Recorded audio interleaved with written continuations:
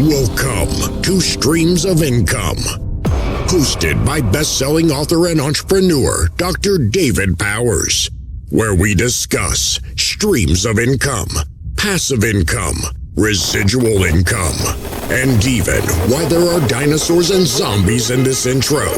Fasten your seatbelts and get ready to dive in. Hello, everybody. Welcome to the Streams of Income podcast. Thank you so much for tuning in. I'm glad you're here. I'm glad you are willing to give me some of your time to listen to either a business lesson or an interview with an amazing entrepreneur. So once again, thank you for listening to the Streams of Income podcast. I hope you enjoyed this episode. All right, we are here with Chris Lento with EMC Capital. And Chris, is it fair to say you're an expert in multifamily real estate? I think at this point, yes. I think it's fair to say. Yep. And I was looking at your website when your assistant first reached out to me, and you got some holdings not too far from me in Charlotte and Stone Mountain. I'm kind of right in the middle between several of your spots. Where are you located? I'm in Liberty, South Carolina, not too far from Greenville. Got it. Yep. Yeah, I know that area. Yeah. And so real estate, what got you started in the real estate? So I was an aerospace engineer, but right out of college, I started. I moved into a rental unit, and kind of like, hey, we're paying a lot. I live in Boston, and man, 3-unit apartment, and me and my friends were paying a pretty good rent, I thought. And then there's 3 other units, and I'm kind of looking around. I'm like, who owns this place? How does it work? So I started kind of reading books and asking questions, and then. Fast forward about 2 years and I bought one, kind of in a rundown neighborhood, but still, moved into it, started fixing it up, and then I've been basically doing real estate since. Yeah, wow, a 2-year on ramp though. That seems pretty fast to me because I'm not into much real estate myself.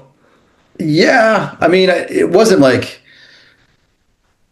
I don't know. It wasn't a career plan, right? It was. Like I could live in this thing, and I was also I'm kind of handy. I've always have been. Yeah. And like I'm in this rental unit, and I'm like I wouldn't mind fixing up one of these like while I lived in it, and so it was kind of a combo of like interests and financial, opportunities, and then I just really liked it. Okay. Yeah. I mean, me and my wife love watching the income property TV shows on the HGTV and all that, and. I mean, for my audience with the entrepreneurs, I mean, that is definitely one of the easiest ways to get into real estate is just to, buy something where you can rent part of it out, whether it's a basement or another unit or something like that. But man, you've gone crazy though from that one unit to what you have now. There was a couple big jumps along the way. How many doors do you guys own now? Or is that the proper way to think of it with multifamily? Yeah, just under 1,000.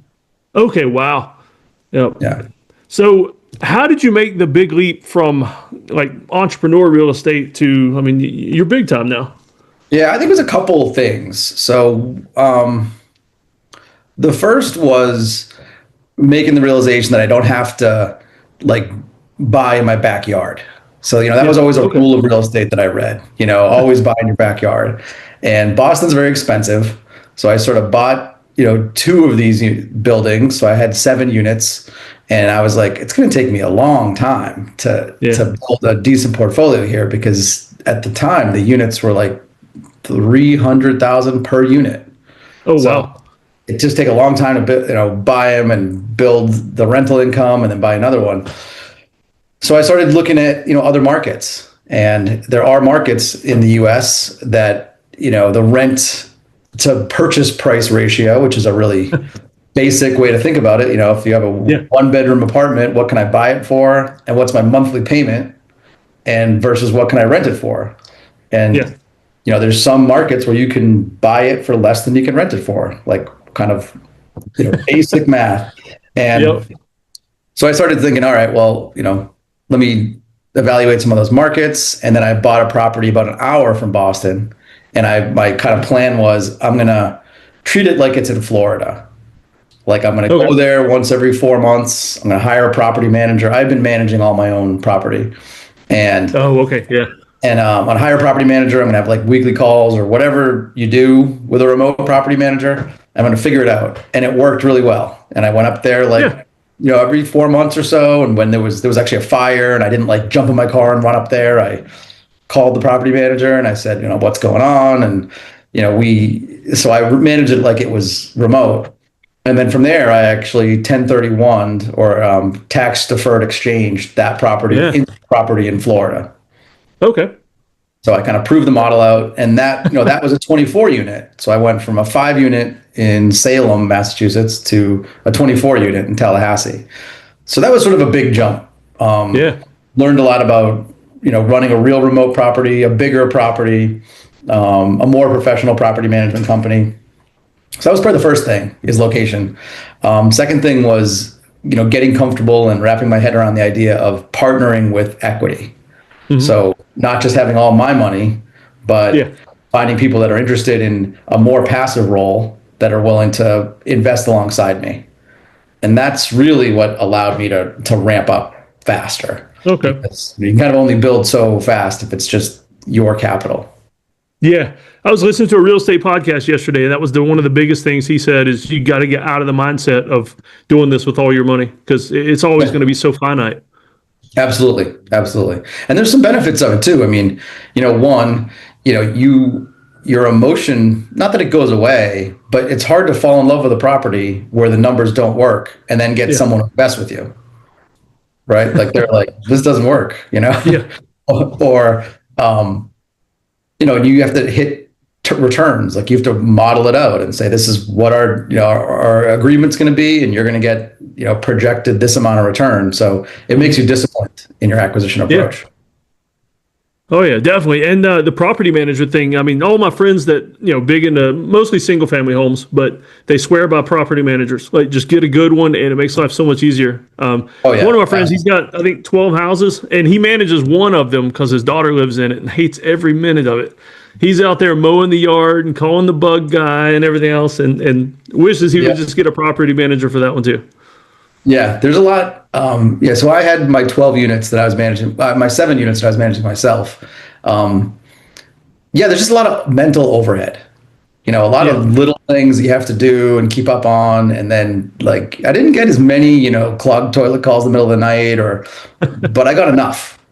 I got enough so that when the phone rang with a number I didn't recognize, like you had that feeling like, this could be terrible. Like I gotta go deal with it now, I really enjoy having third-party property management and really asset management, which is all the other stuff that's not the day-to-day. So, negotiating the insurance updates, dealing with refinances, dealing with the lender, changing the properties, capital improvements that, I decide we want to make, and then managing the property management is significant effort. It's not passive. We'll put it that way. Yeah, everybody talks about passive money in real estate, but they quickly realize that it's a different path you got to take to find passive real estate money. Agreed. Yeah, it's true. You can be truly passive, but you're not. You'll be like a limited partner or a silent partner. Oh yeah. So the aerospace stuff, you just completely walked away from it, or do you still dabble or anything like that? 7 years ago, walked away from it. Yeah. Which was big, it felt like a risk at the time, but the way I looked at it was I had a good reputation in the field. I could go back. I mean, I don't know about now, but then anytime. So if it didn't work, I had a fallback. It was really just kind of an ego risk, I guess. Yeah. So if you wanted to go back and work on the mission to Mars or something, you could jump back into it. Yeah, maybe. So here's a weird question I ask people sometimes. I mean, because you've obviously made it really good in what you're doing, but what kind of side hustles or jobs you hated, things like that, did you have along the way? Other than property management. Relative to real estate or just in general? No, just in general. I kind of like to get an idea of what I don't want people to see trying things as a failure. Like, so maybe they tried things that just didn't work out or they hated it, so they moved on. And so just kind of like to look for those kind of stories. Yeah, I mean, to be honest, I really didn't have any, other than real estate, any side hustles. I mean, I started it pretty much right out of college. Yeah. Just learning about it. And that was kind of pre-podcast and And the internet was around in 2000, but it wasn't like as valuable, right? So it was just talking to brokers, reading books, and that was really my primary one. I didn't pick anything else up. Okay. Yeah. That was back in the old days when to do research, we had to go to Barnes and Noble instead of the internet. Yeah, absolutely. Yeah, because especially when we're starting out, you got to read those books at the bookstore instead of buying them too. Yeah. So, what's next for you guys? I mean, you have a lot of properties now, but where are you looking at maintenance or expansion? What kind of things you guys? We're looking at scaling up. So, moving out of a lot of the smaller ones. So I think my smallest is 24 units, and I have a kind of a handful in the 24 to 50 unit range. Yep. So we're going to exit out of those and move more towards the larger properties. There's a lot of economies of scale. Better property management, better staff.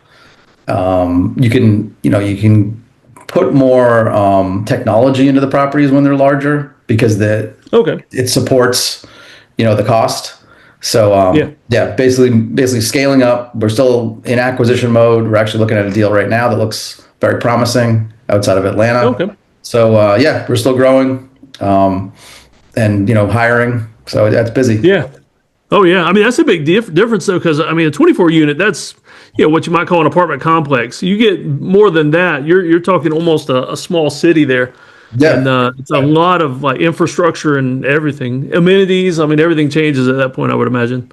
Right, and then the way the property management functions changes as well. So the 24 unit, there's a local property manager who handles your calls, but on a 100+ unit, you have on-site staff. So you have a full-time maintenance person, a full-time leasing agent. They're there all the time. They're really extensions of your company. Oh yeah, yeah. Whether people want to think so or not, they treat them like they're employees of yours. Yeah, I mean you have to, right? I mean I just got a text this morning that one of our leasing agents, gave her notice, and then I was texting with the property manager. Say, hey, sorry, I heard about, so-and-so leaving, we were really trying to keep her, and, so just keeping that relationship,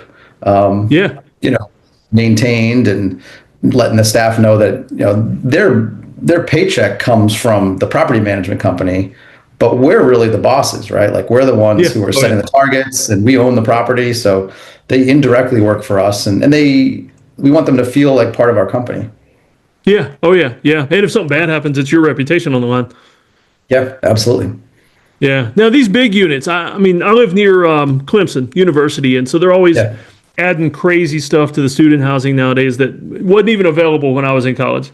So what would you say are the top amenities now that everybody's asking for that you're having to put into these big units? So the most modern or newest units we have, I'll call them A- units. So we have a couple properties that are older. So they're converted banks or converted schools, and they're top level, but they're not brand new, meaning they don't have rooftop pools or crazy amenities. So we don't get into that like class A new build but I would say some things that we have been doing on our level, which is kind of a class B, A-, is we've been putting a lot of smart locks on all the apartments. So, like a keypad that also integrates with your phone. So you can just like phone it, you can, open the door like that, integrated thermostats to that system. And then what that allows you to do is things like, I want to change the code so my dog walker can get in between 2 and 6, and they have their own code. And outside of that time, they can't get in, and I can change it on the fly so they're locked out. Or, I want the thermostat I can on my phone program it so the thermostat kicks to a certain temperature an hour before I get home, and that kind of stuff. So like kind of like integrated technology, I would say. Yeah, it's kind of little things that make life easier. Yeah, absolutely. We have a couple pet washing stations which are used here or there, but our properties are not heavy amenity. I'll say that. Yeah.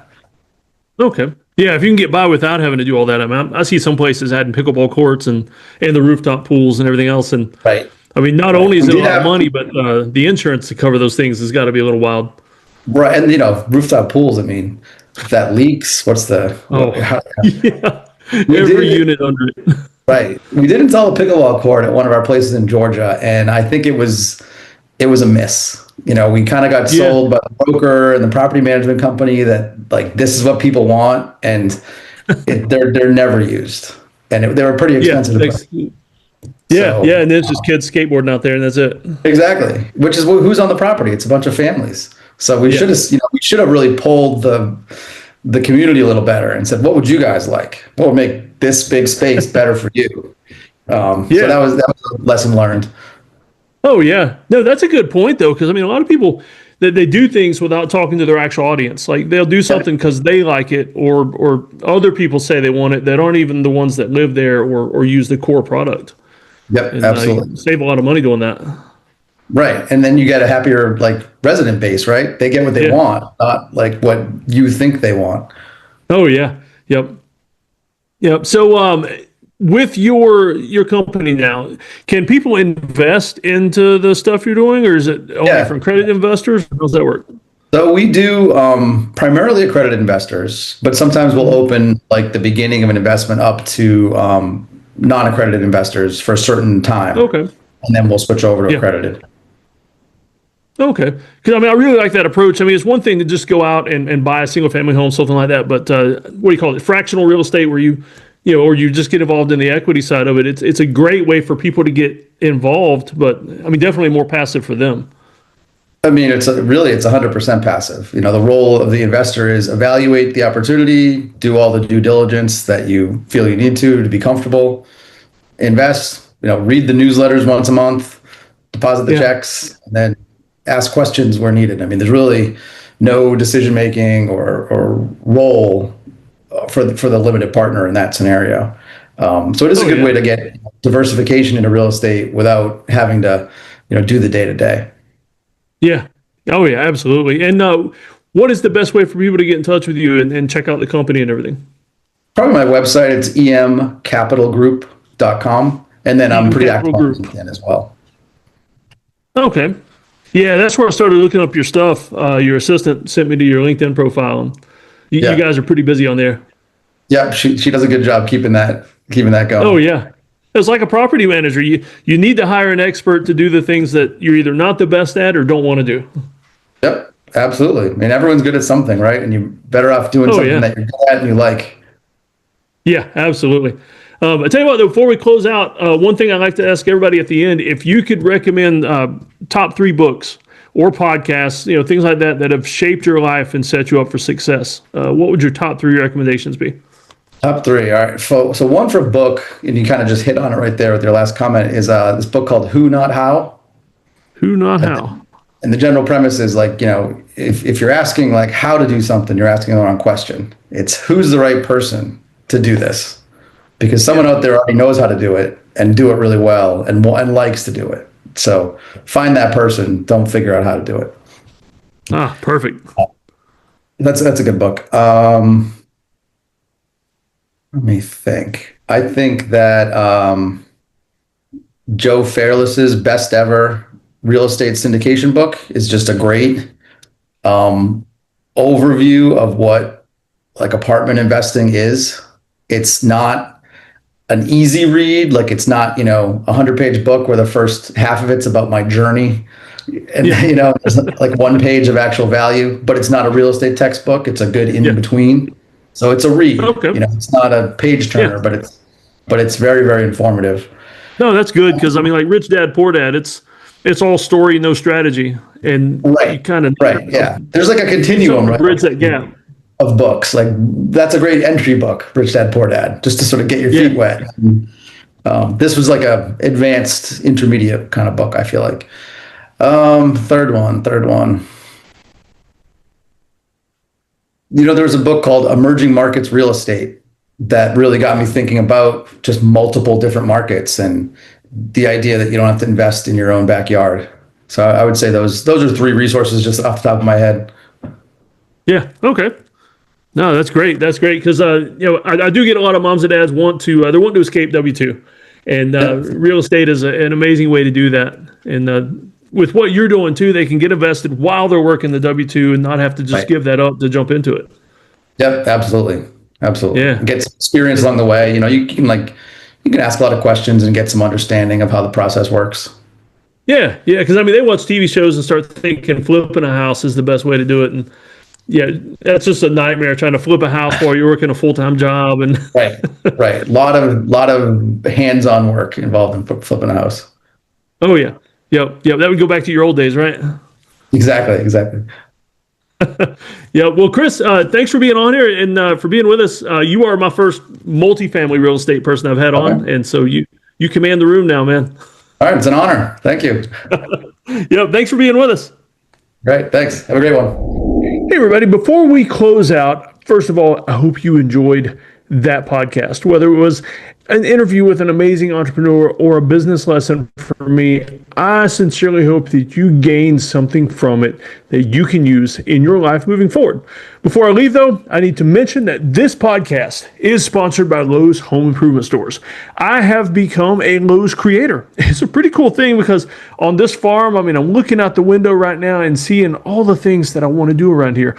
Most of these things I can do with products from Lowe's Home Improvement. And so I'm excited to be a Lowe's creator. If you want to check out some things from them and order some stuff and see my specially curated Lowe's storefront, you can click in the show notes. There's a link there for you. And I hope you build some amazing things. And hey, you know what? If you do, send me pictures. I would absolutely love to see the amazing things that you're building at your house using Lowe's products or anything else, really. I'm just curious. I want to know everything about you and everything about the cool projects you're doing because I'll be honest with you, I get some neat ideas for things I want to do at my house as well. All right, y'all take care. Thanks for listening.